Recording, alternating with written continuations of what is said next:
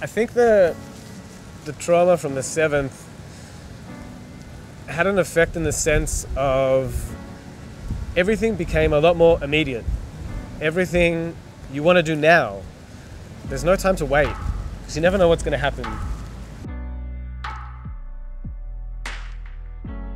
My name's J'iykov, 37, originally from Australia. Lived here in Israel for 15 years, and then 7th of October happened. We woke up to what everyone now knows, what the atrocities and the massacres that happened on the 7th of October. We were essentially, I think it was 3 kilometers from where Nova was, with all the rockets overhead. This is when we saw a whole lot of people fleeing from Nova. Quite a few of them ran towards us and joined us as well. We managed to get out at about 1:30, trying to help the friend who's driving, but at the same time being pulled to look around and see what's going on. Cars on the side of the road, things everywhere, things you don't want to see but you can't help but not look at.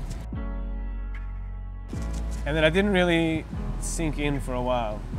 And when I tried to go back to work, I just wasn't the same as I was before. It was a lot easier to snap, a lot easier to do this, a lot inability to explain myself more, inability to be open. So that's when I decided to take time off work and really focus on myself. And obviously the girls who did the Gal Sheli course said, this is optimal for you. And I went, and it was probably the best thing that I could have done. The group itself and the counselors and the discussions for me was just as important as being in the water and surfing. Since the very beginning of the war, we understood that we have a significant tool that could help people cope.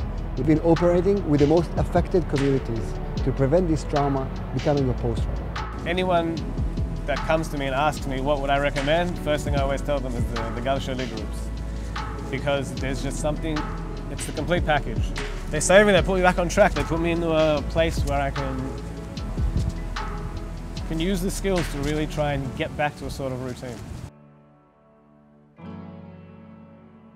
Gal Sheli taught me that even if you feel when you're stuck in a rip, you can always just get around it, get back on the board and ride the wave.